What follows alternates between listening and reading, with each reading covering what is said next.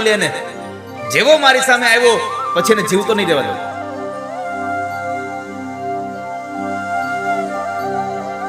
જ્યારે મારી સામે જ્યારે પ્રગટ થશે પછી ભલી ભાંતિ બધું જ તારી સામે સ્પષ્ટ થઈ જશે કે કોણ મહાન છે, હું કે તારો શંકર.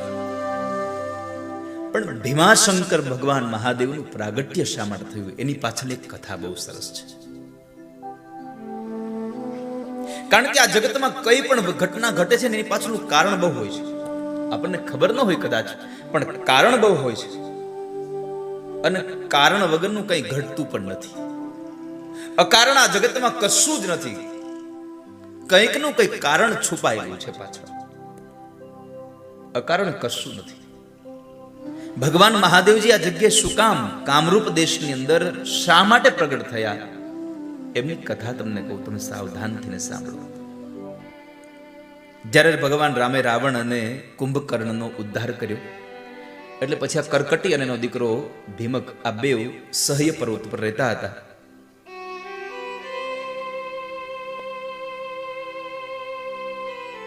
આ ભીમક આટલો બધો પ્રચંડ બલવાન થયો, પણ એના પૂર્વે એમણે એની માને પ્રશ્ન કરતો, માં આપણે બે જ અહીંયા શું કામ રહીએ છીએ? મારા પિતાજી કોણ છે, ક્યાં રહે છે, મારો બાપ કોણ છે?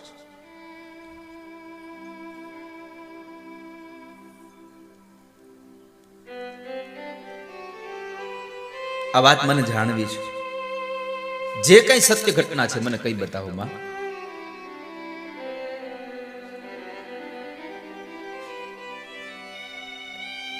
પોતાના દીકરાનો પ્રશ્ન થયો એટલે માએ જવાબ આપવા માટે પ્રેરણા થઈ. લાવ જવાબ દઈ દઉં. અનકરકટી બોલી રહી છે. પિતા તે કુંભકર્ણશ્ચ રાવણાનુજ એવચ રામેણ મારિત સોયમ ભ્રાત્રા સ મહાબલ.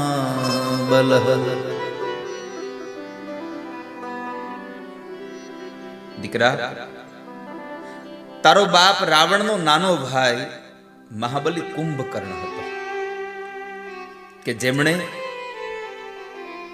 તારા પિતાશ્રીને રામે માર્યા છે. રાવણ સહિત જેને મારી નાખ્યા.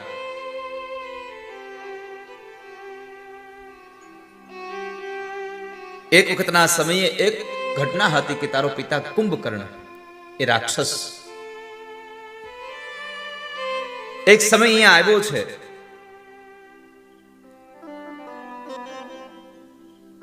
અને જબરદસ્તી એણે મને ભોગવી છે. અને એમને લઈ અને મારા ઉદરમાં જે ગર્ભ રહ્યો એ તું જ. એ છોડીને જતો રહ્યો મને.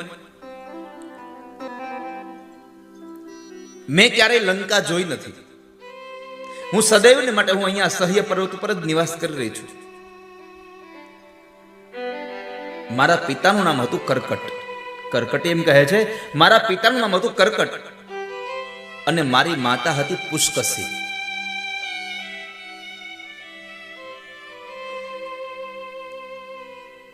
મારા પિતા પણ એક વિરાધ હતા કે જેમણે ભગવાન રામે પહેલેથી જ મારી નાખ્યા છે.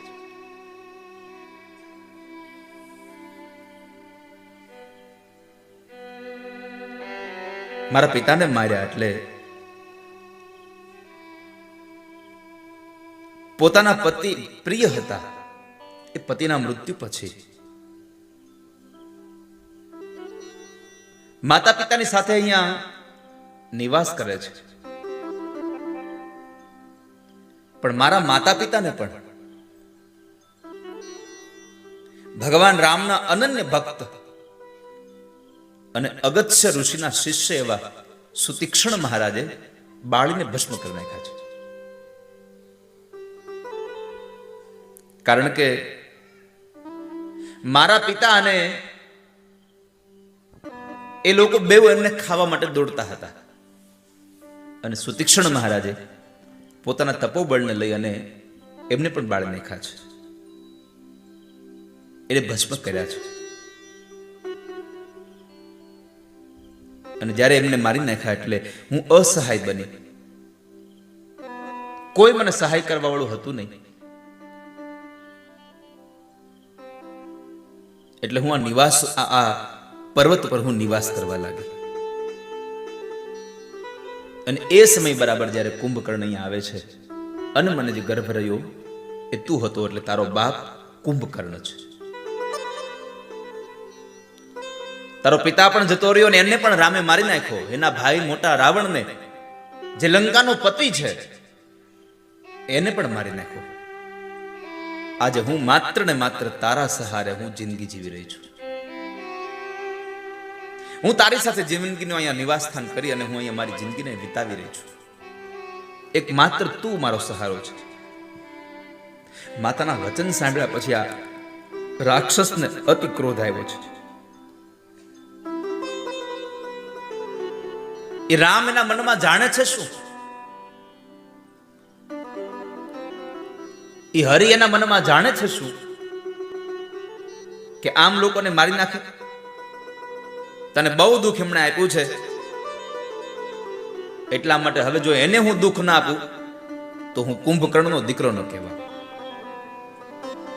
હું હરિને અવશ્ય પીડા આપીશ. આવું વિચારી અને આ ભીમક જે છે, આ ભીમ નામનો જે અસુર, એ અસુર ભગવાનની તપશ્ચર્યા માટે જતો રહે છે. બ્રહ્માજીની તપશ્ચર્યા માટે જાય છે. બ્રહ્માને ઉદ્દેશ્ય અને બ્રહ્માજીની તપશ્ચર્યા કરવા લાગ્યો છે. તપ કરતા કરતા કરતા કરતા 1000 વર્ષ સુધી તપ કર્યું. આપણને થાય કે 1000 વર્ષનું આયુષ્ય હશે. હા, સતયુગ, ત્રેતા, દ્વાપર અને કલી, આ ચારેયમાં બધાની આવરદા અલગ અલગ છે. જીવાત્માની આવરદા અલગ છે. ભાગવતની અંદર કથા છે, ધ્રુવજી મહારાજ જ્યારે ભગવાનનું ભજન કરવા મધુવનમાં ગયા અને એ મધુવનમાં ભગવાન પ્રગટ થયા, પ્રસન્ન થયા, અને એવા સમયે ભગવાન નારાયણે ધ્રુવજી મહારાજને એમ કહ્યું છે કે તારે તારા પિતાની ગોદમાં બેસવું હતું, એ ગોદમાં નહીં, તારો પિતા જે રાજગાદીએ બેઠો છે એ રાજગાદીનો હું તને રાજા બનાવું છું, અને એ રાજગાદી તારી પાસે 1 વર્ષ 2 વર્ષ માટે નહીં રહે, પૂરા 36,000 વર્ષ તું રાજ્ય કરીશ ત્યાં. તો કલ્પના કરો, 36,000 વર્ષ સુધી એને રાજ્ય કર્યું, અને પછી એમણે પોતાનું રાજ્ય પોતાના ઉત્તરાધિકારીઓને આપી દઈ અને પોતે ફરી પાછા ઋષિકેશમાં જ્યાં સ્વર્ગાશ્રમ છે ત્યાં આવી અને ભગવાનનું ભજન કર્યું. કારણ કે યુગે યુગે આવરદાઓ બહુ વધારે ઘટે હોય છે. વારંવાર અહીંયા પુરાણોમાં લખ્યું હોય છે, કોઈ ના કોઈ ગ્રંથને આપ વાંચો એટલે વારંવાર લખેલું આવે છે કે ઋષિમુનિઓ હજારો વર્ષ સુધી ત્યાં તપશ્ચર્યા કરી છે. કારણ આવરદા હોય તો જ થઈ હોય ને.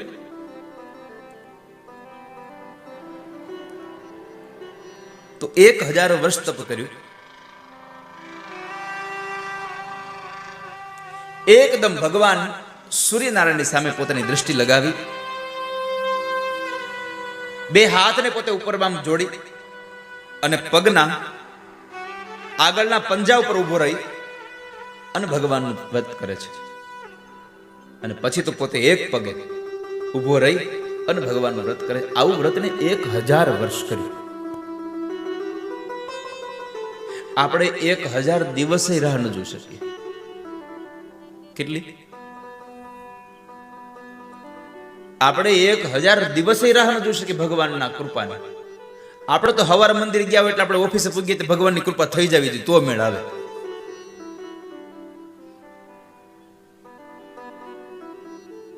આપણે ઉતાવળ જેટલી હોય કે રાક્ષસ જેવો રાક્ષસ ભગવાનને જો ભગવાન ભજવા બેસે અને બ્રહ્માજી પ્રસન્ન થતા હોય.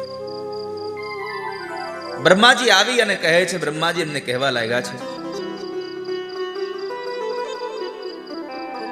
ઇન્દ્ર સહિત તમામ દેવતાઓને ભગવાનને પગે લાગ્યો છે.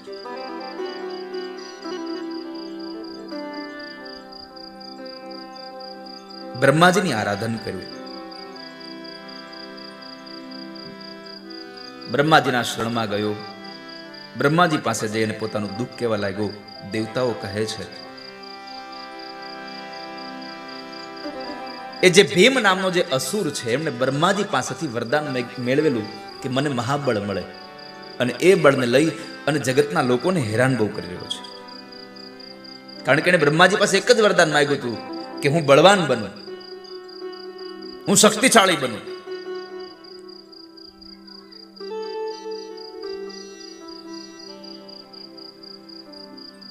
મારી પ્રાર્થનાનો સ્વીકાર કરો. બ્રહ્માજી એને વચન પણ આપ્યું હતું કે તારું ઈપ્સિત સંપન્ન થાય.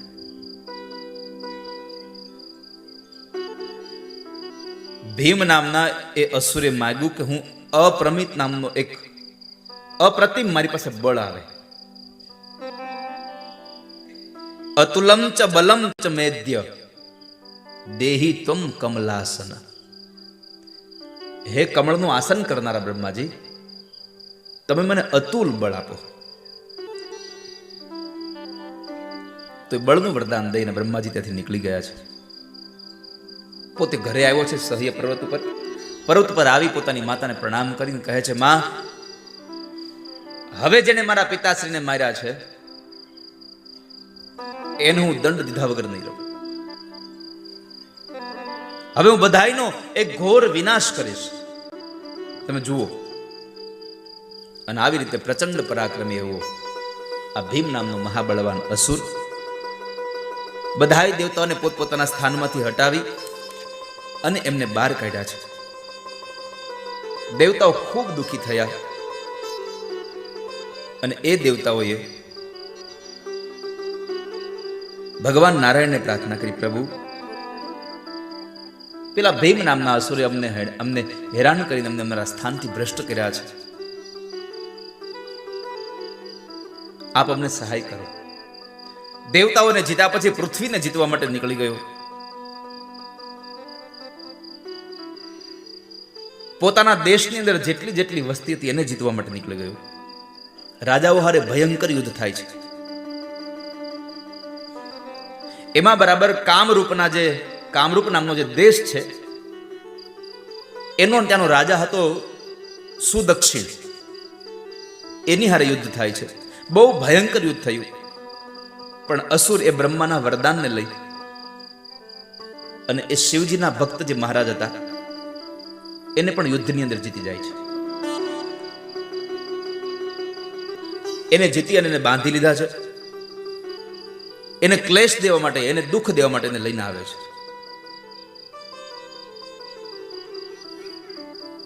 એ શિવ ભક્તની જેટલી પણ સામગ્રી હતી, એનું જે કાંઈ સર્વસ્વ હતું બધું જ છીનવી લીધું. બેડીઓથી બાંધી દઈ અને એને એકાંતમાં બંધ કરી દીધો છે. એકાંતમાં કેદ કર્યો. પણ એ સમયે એ સુદક્ષિણ નામના એ રાજાએ કામરૂપ નામનો જે દેશ અને રાજા હતો એમને એકાંતમાં હતો, પણ એ સમયે પણ એમણે ત્યાં માનસી પૂજાથી ભગવાન પાર્થેશ્વર મહાદેવની પૂજા કરી છે. પોતાના કલ્યાણ માટે ઉત્તમ એવું પાર્થિવ લિંગ બનાવી અને શિવજીનું ભજન કરતા કરતા ભગવાનનું એટલું ધ્યાન ધર્યું, માનસિક રીતે પોતે ગંગાજીની સ્તુતિ કરી છે. સુદક્ષિણ રાજાએ ભગવાનની પૂજા વંદના કરે છે. પાર્થિવ લિંગને બનાવી અને લોકના કલ્યાણ માટે એકદમ શ્રેષ્ઠ પ્રકારના વિધાનથી બંદીખાનામાં પણ પોતે એકાંતમાં રહેલો ભગવાનની પૂજા કરી રહ્યો છે. સ્તોત્ર, પાઠ, મુદ્રા, આસન, આ તમામ પ્રકારે ભગવાન શિવની આરાધન કર્યું. પ્રણવ મંત્ર સહિત પંચાક્ષર મંત્રનો અને ભગવાન મહાદેવજીનો ઓમ નમઃ શિવાયનો જપ કર્યો છે. બીજું કોઈ કાર્ય કરવાનો એને અવકાશ ન રહ્યો. એની પતિવ્રતા નારી જે હતી, પત્ની હતી, એ પણ ભગવાન મહાદેવજીની એટલી જ ભક્ત હતી. એ પણ ભગવાનનું અતિશય પૂજન કરતી હતી. શિવારાધનમાં એટલા બધા તત્પર હતા કે પરમાત્મા ભગવાન મહાદેવજી આ જગતનું કલ્યાણ કરવા માટે થઈને પધારે અને જો આ જગતના જેટલા પણ દુઃખી જીવાત્માઓ છે એ બધાને પરમાત્મા મુક્ત કરે. પણ એક બાજુ પેલો ભીમ નામનો જે અસુર હતો એ બધું એ જ કરતો હતો કે ધર્મને છોડી દો, જે કાંઈ સમર્પણ કરવું છે મને કરો, બધું સમર્પણ મને કરો. આખી પૃથ્વીને પોતાના વશ કરવા માટે થઈને નીકળેલો આ દુષ્ટ વેદ ધર્મ, શાસ્ત્ર ધર્મ, સ્મૃતિ ધર્મ, પુરાણ ધર્મ આ બધાનો નાશ કરી રહ્યો છે, બધાનો ભોગ કરી રહ્યો છે. ઇન્દ્ર સહિત તમામ દેવી દેવતાઓને પોતાના સ્થાનથી ભ્રષ્ટ કર્યા છે. બધાને બહુ પીડા આપી, બધા ઋષિમુનિને બહુ ખૂબ દુઃખી કર્યા, ખૂબ હેરાન કર્યા છે. યજ્ઞ ચાલતા હોય તેમાં હાડકા હોમી દેતો હતો, બ્રાહ્મણોને માર મારતો હતો, અત્યંત દુઃખી કર્યા બધાને. ઇન્દ્ર સહિત તમામ ઋષિમુનિઓ દુઃખી થયેલા અને એ તમામ દેવતા ભગવાન નારાયણને આગળ કર્યા છે. ભગવાન નારાયણને આગળ કરી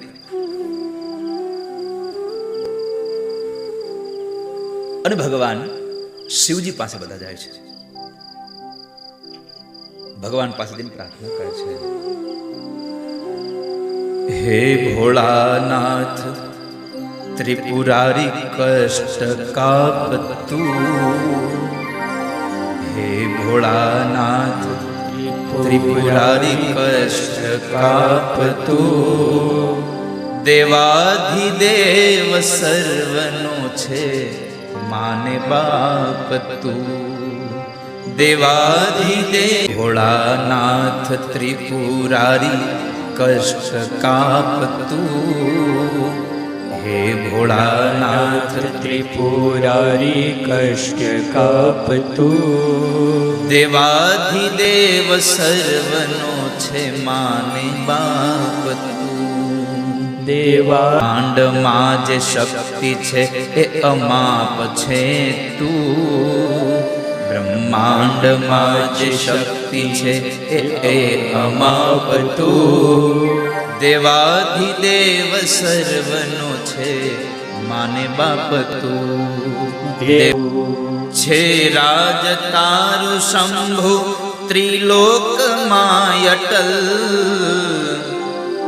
છે રાજ તારું શંભુ ત્રિલોકમાં અટલ, આકાશ કે પાતાલ દો કે ધરા પટલ, હે ભોળાનાથ ત્રિપુરારી કષ્ટ કાપતું, ભોળાનાથ ત્રિપુરારી કષ્ટ કાપતું, દેવાધિદેવ સર્વનો છે માને બાપ તું, દેવામાં ત્રિશૂલ ડાક અને કંઠે સર્પમાળ, કર્મા ત્રિશૂલ ડમરુ અને કંઠ સર્પમાળ, કર્મા ત્રિશૂલ અજલી જટામાં ધરાકી રસાળ, ગંગાજલી જટામાં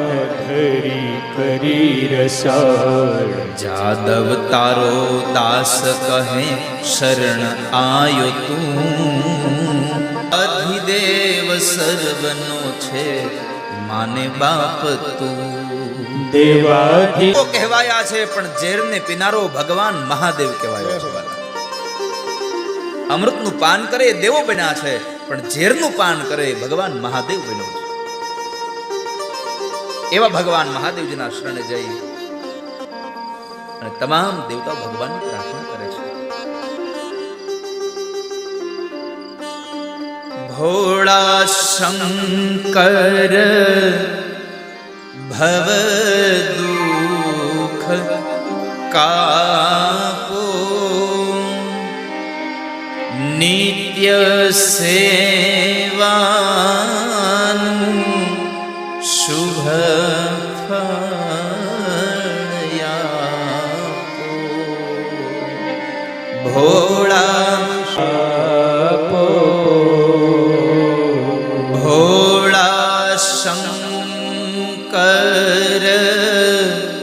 ભવ દુઃખ કાપો, નિત્ય સેવાનું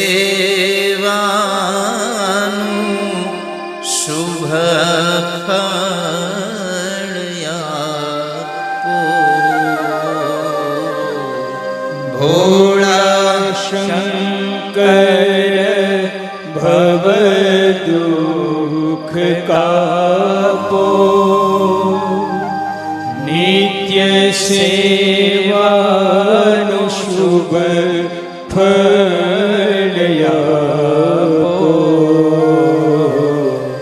ગાળો કરે સદા ટાળો માન મદા શાંતિ સ્થાપો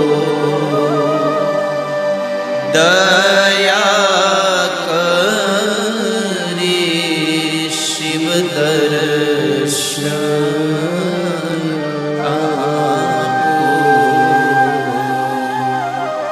શંભુ શરણે પડી માગું ઘડીએ ઘડી કષ્ટ કાપો એ દયા કરી શિવ દર્શન તમામ દેવતાઓ જઈ ભગવાન શંકરની આરાધના કરે મહાકોશી નદીના કિનારા ઉપર. ભગવાનની પાર્થિવ મૂર્તિને બનાવી વિધિપૂર્વક પૂજા કરી, સ્તોત્ર પાઠ કર્યા, નમસ્કાર આદિ ક્રિયાઓથી ભગવાનને પ્રસન્ન કરવાના પ્રયત્નો કરે છે. અને એવા સમયે દેવતાઓની અને ઋષિ મુનિઓની પ્રાર્થના લઈ અને ભગવાન મહાદેવજી પ્રસન્ન થયા. ભગવાન મહાદેવ બોલ્યા છે, હે હરે વિધે દેવા ઋષયશ્ચાખિલા અહમ પ્રસન્નોસ્મી વરમ બ્રૂત કિમ કાર્ય કરવાનિવ. હે દેવતાઓ, હે ઋષિ મુનિઓ, તમારી પૂજા આદિથી હું પ્રસન્ન થયો છું. માગો, હું તમારું શું કાર્ય કરું? સુતજી કહે છે, જ્યારે ભગવાન આવું મહાદેવજી પોતે બોલ્યા ત્યારે દેવતાઓ ભગવાન પાસે માગી રહ્યા છે. સર્વજાનાસી દેવેશ સર્વેષાં મનસી સ્થિતમ અંતર્યામી ચ સર્વસ્ય નાજ્ઞાતમ વિદ્યતે તવ. હે ભગવાન, તમે તો બધાના મનના માલિક છો. તન કી જાને મન કી જાને, બધાના તનની અને મનની પણ તમે જાણનારા છો. તમે આપ અંતર્યામી છો. તમારાથી કોઈ પણ આ જગતનું ક્રિયા કર્મ અજાણ નથી. છતાં પણ તમે અમને પૂછો છો. અમે આપને એટલી જ પ્રાર્થના કરી છે, અમને અમારા દુઃખમાંથી મુક્ત કરો ભગવાન. અમારા પર કૃપા દ્રષ્ટિ કરો. કુંભકર્ણથી ઉત્પન્ન થયેલો એવો કરકટીનો દીકરો એ ભીમ, બલવાન પુત્ર, એને બ્રહ્માના આશીર્વાદને લઈ અને એમણે અમને દુઃખી કર્યા છે. અમને એના દુઃખમાંથી હવે કૃપા કરીને દૂર કરો. અમને હવે મુક્તિ અપાવો. અને સુતજી બોલ્યા છે, આ પ્રકારે ભગવાન મહાદેવની જે પૂજા કરી, ભગવાન મહાદેવજીને જે પ્રાર્થના વિનંતી કરી, એ ભક્તવત્સલ ભગવાન શિવજી કહે છે કે દેવો, ઋષિમુનિઓ, હે બ્રાહ્મણો, આપ નિશ્ચિત રહો, હું એનો અચૂક પ્રમાણે એનો વધ કરીશ. આવું ભગવાન મહાદેવજી કહી રહ્યા છે. ભગવાન શંભુ બોલ્યા છે, કામ રૂપેશ્વરો રાજા મદિયો ભક્ત ઉત્તમ તસ્મૈ બ્રુતેતિ વૈ દૈવા કાર્યમ શીઘ્રમ ભવિષ્યતિ. ભગવાન કહે છે કે આ ધરતી પર મારો કોઈ અપરાધ કરે તો હું 100 વખત માફ કરી દઉં, પણ મારા ભક્તનો જો કોઈ અપરાધ કરે તો એક પણ વખતને માફ ન કરું. કામ રૂપેશ્વર નામનો જે દેશનો ઉત્તમ જે રાજા છે એ મારો ભક્ત છે, અને મારા ભક્તને જાણે એને હેરાન કર્યો છે, એટલે એને હવે દંડ આપ્યા વગર નહીં છોડું. ભગવાન રામે પણ કહ્યું છે, મારો અપરાધ માફ કરી શકું, મારા ભક્તનો અપરાધ માફ ન કરી શકું. હું મારા ભક્તોનો અપરાધને ન છોડી શકું. એ મારો વિશેષ રૂપથી મારો ભક્ત છે.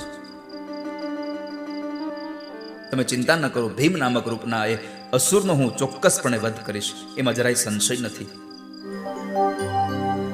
પણ કેદખાનામાં રહેલા એ ભગવાન મહાદેવજીના પરમ ભક્ત સુદક્ષિણ મહારાજ ભગવાન ઠાકોરજીનું પાર્થિવ લિંગ બનાવી અને ભગવાન મહાદેવની પૂજા કરે છે. ભગવાન મહાદેવજીની પૂજા કરી રહ્યા છે.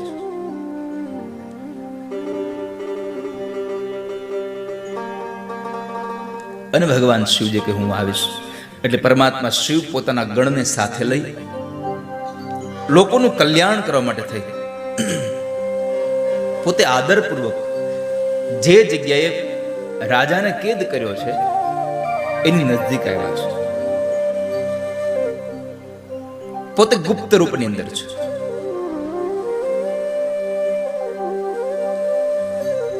પોતે ગુપ્તવાસમાં છે. પોતાનો જે મૂળ પહેરવેશ છે, મૂળ જે રૂપ છે એને અંતર્ધ્યાન કરી અને પોતે બીજા રૂપની અંદર આવી અને ત્યાં રોકાયા છે. આવા સમયે પોતે કામરૂપેશ્વર જે રાજા છે એ ભગવાન પાર્થિવ લિંગને પૂજા કરી રહ્યો છે, ધ્યાન મગ્ન બન્યો છે.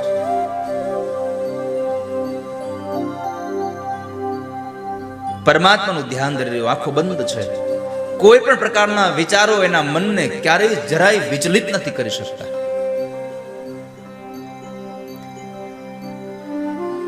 બસ ઈ અને ભગવાન બે જ. આજે કદાચ મેં શિવાર્ચન સમાપન થયું ત્યારે મેં 1-2 મિનિટ માટે આપ સૌને એક કરાવ્યું હતું.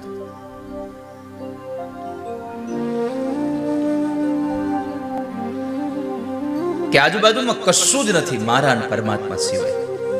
અહીંયા તો એક જ વ્યક્તિ છીએ, હું અને મારો ભગવાન. બસ હું અને મારો ભગવાન.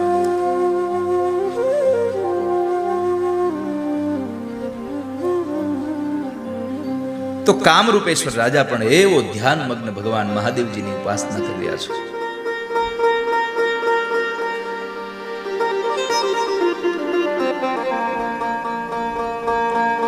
એવાની અંદર એક રાક્ષસનું ધ્યાન પડે છે.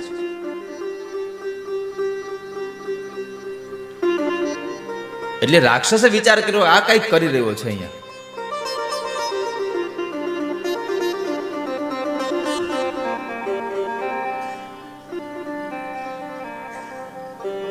આ અમારા રાજાની વિરુદ્ધમાં કંઈક કરી રહ્યો છે, એના માટે કંઈક ષડયંત્ર કરી રહ્યો છે. એટલે રાક્ષસે જઈ અને એના મહારાજને સમાચાર આપ્યા કે મહારાજ, પેલો માણસ, પેલો રાજા તમારા વિરુદ્ધમાં કંઈક કરી રહ્યો હોય એવું મને શંકા જઈ રહી છે.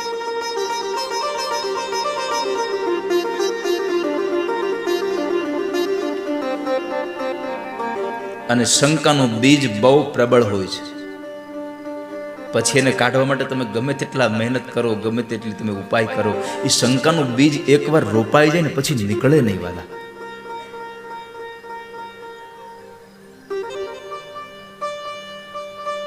તમને કોઈ માણસ પ્રત્યેની શંકા એક વખત જાય પછી માણસ ગમે તેટલો નિખાલસ બનવાના તમારી સાથે પ્રયત્નો કરે, છતાંય તમારા મનમાંથી એના પ્રત્યેનો એ શંકાનો ભાવ નીકળે નહીં.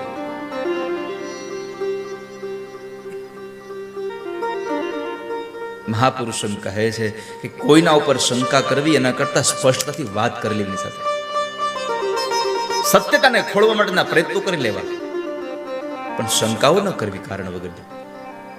અને શંકામાં ને શંકામાં તો ક્યારેક ક્યારેક આખું જીવન બદલાઈ જાય છે, આખું જીવન બરબાદ થઈ જાય છે, આખી જિંદગી બરબાદ થઈ જાય છે.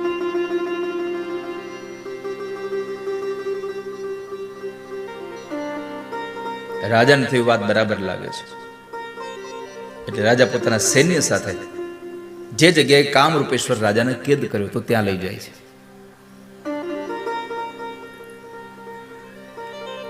ત્યાં જઈને જ્યાં જુએ છે તો પાર્થેશ્વર ભગવાન પાર્થિવ લિંગની પૂજા થઈ રહી છે. કામરૂપેશ્વર રાજાનું રૂપ જોયું અને રાજાએ મનમાં ધારી લીધું આ અસુરે કે મારા માટે જ કંઈક બની રહ્યું છે અહીંયા. અને નિશ્ચય કર્યો કે આજ મારા બળપૂર્વક વિના બધી જ સામગ્રીઓને નષ્ટ ભ્રષ્ટ કરી દઈશ. રાજાને પ્રશ્ન કર્યો કે હે દુષ્ટાત્મા રાજા, તું આ સમય શું કરી રહ્યો છે? રે રે પાર્થિવ દુષ્ટાત્મન ક્રિયતે કિમ ત્વયાધુના સત્વં વદન હન્યા ત્વામન્યથા હન્મિ નિશ્ચિતમ. સાચું બોલજે રાજા, શું કરી રહ્યો છે? જે હોય સત્ય મને કહી દે.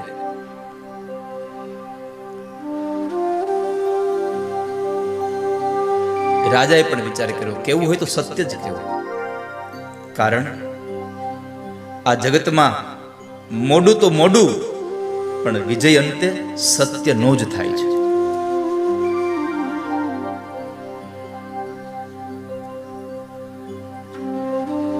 એક સત્યને છુપાવવા માટે તમે હજારો અસત્યને ઊભા કરવા પડે છે. સત્યનો મોટો ફાયદો એ છે કે તમે આજ કોઈ માણસને જે વાત કરી હોય, 5 વર્ષ પછી કે 50 વર્ષ પછી તમને કોઈ પૂછે કે હા ભાઈ ત્યારે ઓલું થયું હતું ત્યારે શું હતું, તમારે વિચારવું ન પડે કે મેં શું જવાબ આપ્યો હતો. જે હતું એ જ તમે કહેવા માંગો, એટલે એ વખતનો અને આ વખતનો જવાબ એક જ નીકળે.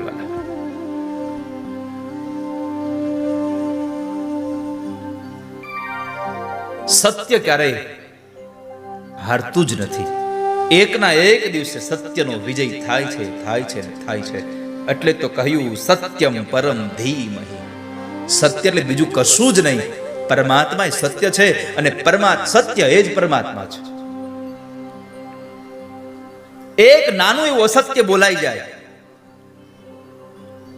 છતાં પણ એનો પ્રભાવ કામ કરી જતું હોય, તો જે માણસો સદૈવને માટે અસત્ય જ બોલતા હશે એનું શું થતું હશે? રાજા પાસે આવીને પૂછ્યું, સત્ય કહેજે મને, નહીં તો નિશ્ચિત તારો વધ કરી નાખીશું. સુતજી કહે છે, આ અસુરના આટલા શબ્દો સાંભળીને શિવની અંદર વિશ્વાસ રાખનારા, વિશ્વાસ પરાયણ કામરૂપેશ્વર મહારાજ એણે એક જ વિચાર કર્યો, જે થવાનું છે એ થઈને જ રહેવાનું છે. જે પણ થવાનું છે એ ઘટના ઘટીને જ રહેવાની છે. તો પછી શું કામ એને ખોટું બોલવું? બીજો તો કોઈ ઉપાય નથી મારી પાસે. અને આ દુનિયામાં જે થવાનું છે એને ટાળવા વાળું છે કોણ? ભગવાન સિવાય.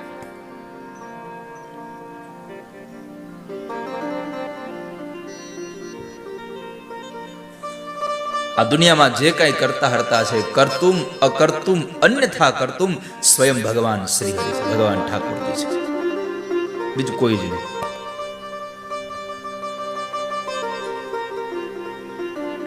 અને પોતે વિચાર પણ કર્યો કે મારે જે બોલવું છે સત્ય બોલીશ, કારણ હું ભગવાનની સમીપમાં ઊભો છું, ભગવાનની સામે ઊભો છું. મારી સામે પાર્થિવ લિંગ છે અને મને ભરોસો છે કે મારો ઠાકોરજી પાર્થિવ લિંગમાં બિરાજમાન છે. મને ભરોસો છે.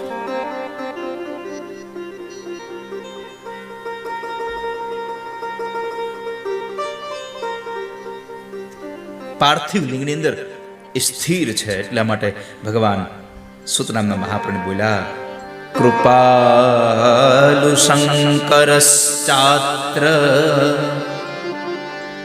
પાર્થિવે વર્તતે ધ્રુવમ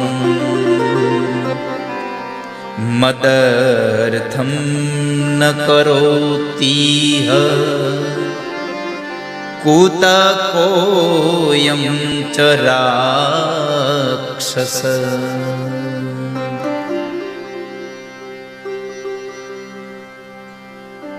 સ્વયં જેની પાસે ભગવાન ઉભા છે, જેને ભરોસો છે કે મારો ભગવાન આ પાર્થિવ લિંગમાં છે,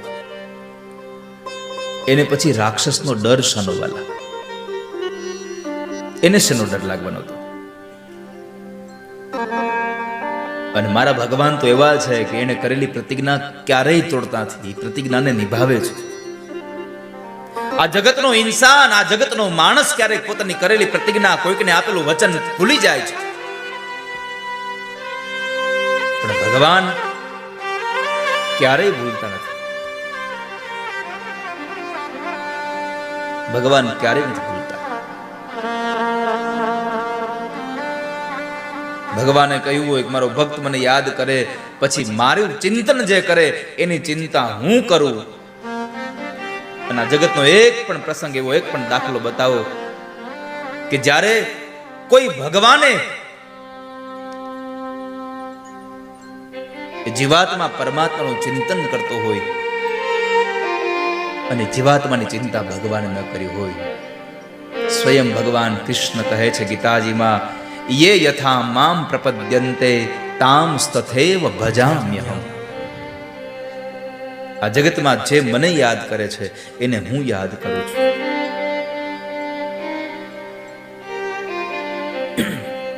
જે મને ભજે છે એને હું ભજું છું. એમાં સંશય નથી. અને આ બાજુ રાજા કામરૂપેશ્વરને ભરોસો છે કે ભગવાને પ્રતિજ્ઞા કરી છે કે મારા ભક્તો માટે હું જે કરવું પડશે તે કરવા માટે તૈયાર છું. તો મારા ભગવાન મારું અહિત નહીં થવા દે. જે મારા ભક્તોને પીડા આપે છે એવા દુષ્ટોને હું માર્યા વગર છોડતો નથી. અને પરમાત્માએ બોલેલા આ વાક્યમાં મને જરાય સંશય પણ નથી. કારણ પરમાત્મા કરનારા બધું છે, મારું તમારું કશું ચાલતું નથી આ દુનિયામાં. શિવના ધ્યાનમાંથી જરાય વિચલિત ન થયા. ભગવાનની વધારે વધારે પ્રાર્થના કરે છે. અંતરમાંથી એક ઉદ્ગાર નીકળે છે, પ્રભુ હું તમારો છું, હું તમારો છું, હું તમારો છું. ભગવાન હું તમારો છું. અને આવા સમયે પોતાના હાથ અને પગમાં બેડીઓ બાંધી છે.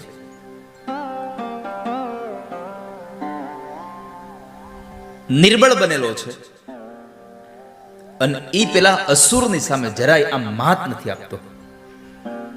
કારણ એના વાક્યોમાં સમાયેલું છે કે પ્રભુ એની પ્રતિજ્ઞા નહીં તોડે. કામરૂપેશ્વર મહારાજ જરાય મન વિચલિત નથી થયો. ભગવાનમાં મન એકદમ લાગ્યું છે.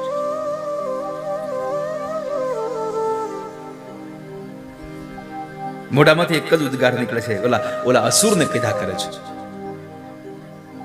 મારા ભગવાન અમારું કલ્યાણ કરશે, મારા શિવ મારું કલ્યાણ કરશે. અને જ્યારે અસુરને ક્રોધ આવ્યો, એટલો બધો ક્રોધથી કાપી ઉઠ્યો.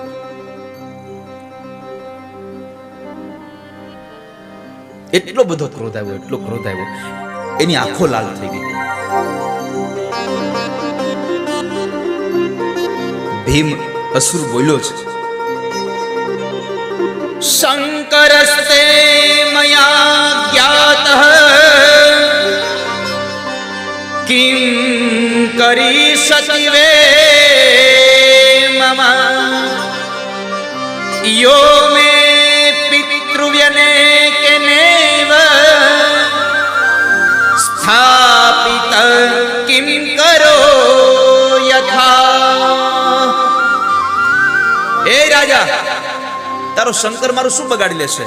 અને તારે જ્યાં સુધી શંકરની પૂજા કરી લેવી કરી લે. જ્યાં સુધી શંકર મારી સામે ન આવે ત્યાં સુધી પૂજા કરી લે. તારો બાપ માની લે ને. જેવો મારી સામે આવ્યો પછી એને જીવતો નહીં રહેવા દો.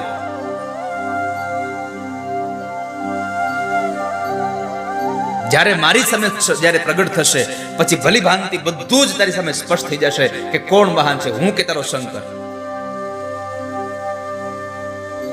તારો શંકર જ્યારે મારી પાસે આવશે તો તીક્ષ્ણ એવા ચપાટાઓ એને મારીશ, ચાબુકના માર મારીશ. આટલા વચન જ્યારે ભગવાન પ્રત્યેના સાંભળ્યા અને એ સમયે રાજા બોલ્યો છે કે હે રાક્ષસ, તું મને એમ કહે છે કે તું શિવની પૂજા ત્યાગી દે. મારો પ્રાણ ત્યાગી શકું, હું દુષ્ટ છું, ગમે તેવો હોઉં, પણ હું શિવની પૂજાનો ત્યાગ નહીં કરું.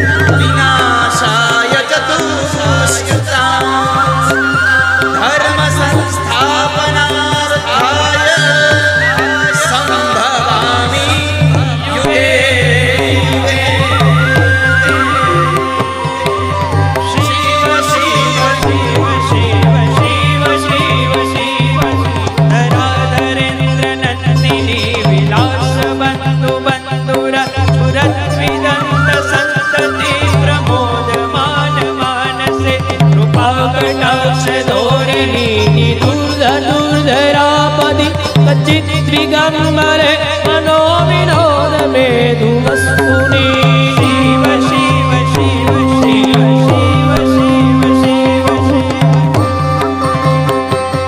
આજે મહાશિવરાત્રિનો મહાપર્વ છે અને રાત્રિના પહેલા પ્રહરની પૂજા ચાલે છે અને એ પ્રહરની પૂજામાં થોડી વાર શિવ શિવ નામ લેવાઈ જાય કદાચ આપણું કલ્યાણ થઈ જાય.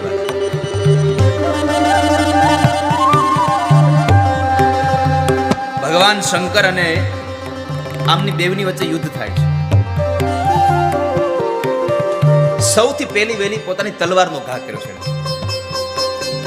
પણ જેવી તલવાર ઘા કરી અને ભગવાને પોતાના હાથમાં રહેલું પિનાક, એ પિનાકને લઈ ભગવાને એક બાણ મારે છે. તલવારના ટુકડાઓ કરી વળી અસુરે પોતાના એ પ્રભાવને લઈને પોતાની પાસે રહેલા ત્રિશુલનો ઘા કર્યો. ભગવાને અનેક બાણોને છોડી ત્રિશુલના સેંકડો ટુકડાઓ કર્યા છે. પોતાની શક્તિને ફેંકે છે. ભગવાને તલતલ જેવડી શક્તિ કરી છે. આ બાજુ એવું પ્રચંડ યુદ્ધ ચાલે દેવની વચ્ચે. એક બાજુ આ ધરતી ઉપર ઋષિમુનિઓ, બ્રાહ્મણો, પેલો રાજા ભગવાન મહાદેવજીના ભક્તો ભગવાનની સ્તુતિ વંદના કરે, અને એક બાજુ આકાશમાં સ્વર્ગના દેવતાઓ પુષ્પના ટોપલાઓ ભરી ભરી અને ભગવાન મહાદેવની પ્રાર્થના કરે.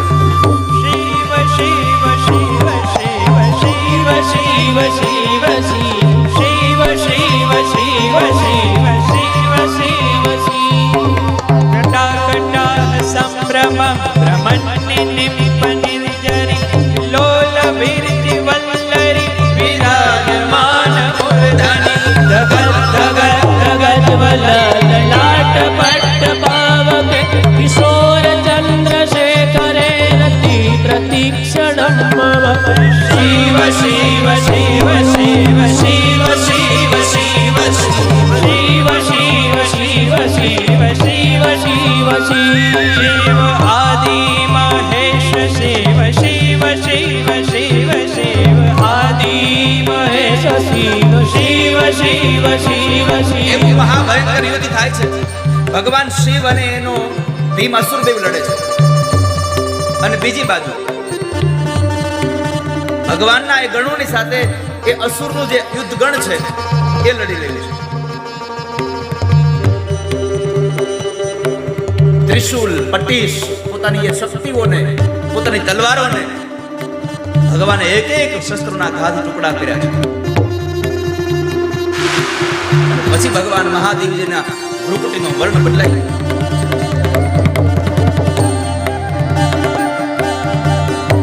અને એવા સમય આખી ધરતી ધ્રુજવા લાગી, કાપવા લાગી. પર્વતો સહિત સમુદ્ર ક્ષુબ્ધ થવા લાગ્યા છે. ઋષિમુનિઓ, બ્રાહ્મણો, દેવતાઓ વ્યાકુળ થવા લાગ્યા. ચિંતા એ હતી કે અમે વ્યર્થ ભગવાન મહાદેવની સ્તુતિ કરી, આ મરચની તો કરીશું શું? પણ એક વાક્ય યાદ રાખો,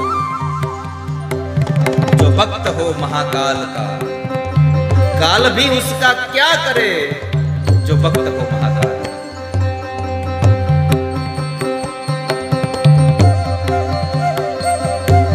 એવા ભગવાન મહાદેવજીની સ્તુતિ થઈ રહી. દેવતાઓએ સ્તુતિ કરી, ભગવાનથી મરાયો નહીં. અને આવા સમયે દેવર્ષિ નારદનું પ્રાગટ્ય થયું છે. क्षम्यतां क्षम्यतां नाथ त्वया विभ्रमकारक तृणे कश्च कुठारो वै हन्यतां शीघ्रमेव हि. हे भगवान, हे महादेव, આપને પ્રાર્થના કરું છું, ધીમે ધીમે આવા કુઠાર પ્રયોગ કરવાને છોડી દો અને હવે છિદ્ર મારી દો. હન્યતા શીઘ્રમેવ ચ. તમે તુરંત મારો હવે. દેવર્ષિ નારદે કરેલી ભગવાનની સ્તુતિ અને પ્રાર્થનાને ભગવાને સાંભળી અને ભગવાને હુંકાર નામનું અસ્ત્ર લીધું હાથમાં. અને એ જ સમયે ભગવાન હુંકાર નામના અસ્ત્રને ફેંક્યું. ફેંકતાની સાથે જ જે મહાબલવાન એવો અસુર ભીમ હતો, ભગવાને ભીમને બાળને ભસ્મ કર્યો. આકાશમાંથી દેવતાઓ રહ્યા છે. ભગવાન મહાદેવનું થઈ ગયું ઘોર કાળ થયો છે. બોલીએ મહાદેવ.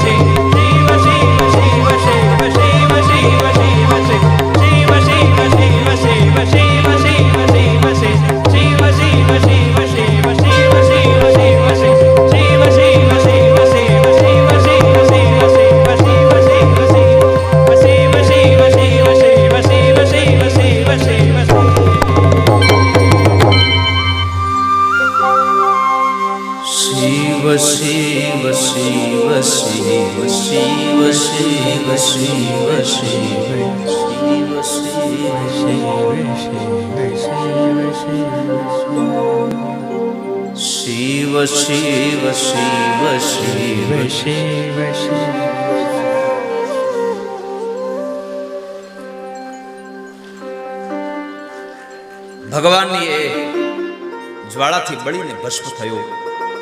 એ જ્વાળાથી લાગેલી જંગલમાં આગ એક જંગલને છોડી બીજા જંગલમાં જાય. જેટલા પણ અસુરો હતા બધાને બાળીને ભગવાનની એ આગથી ભસ્મ કર્યા છે.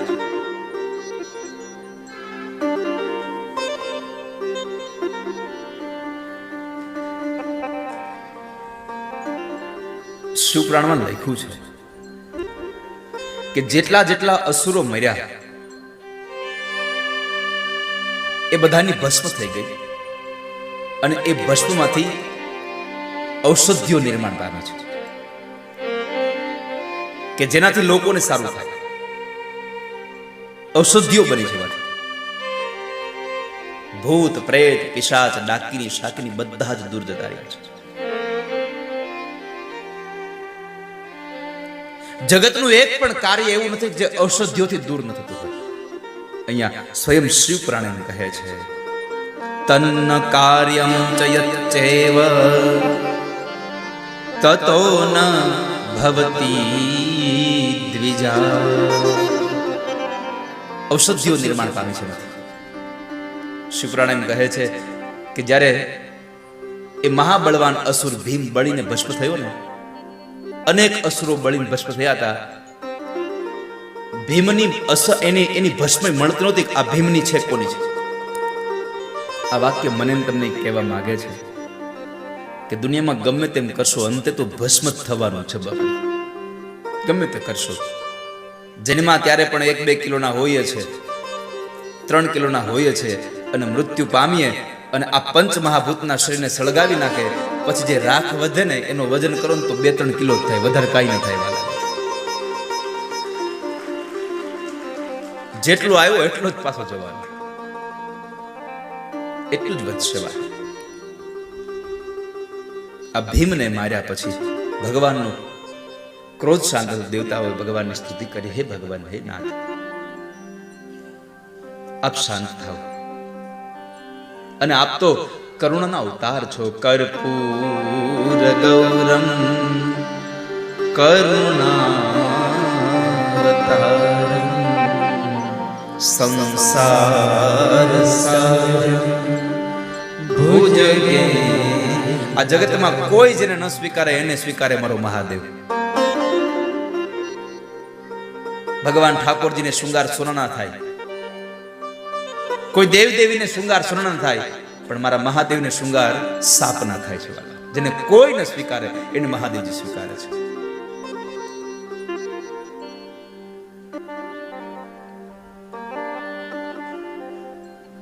સંસાર સારમ ભુજગેન્દ્ર હારમ.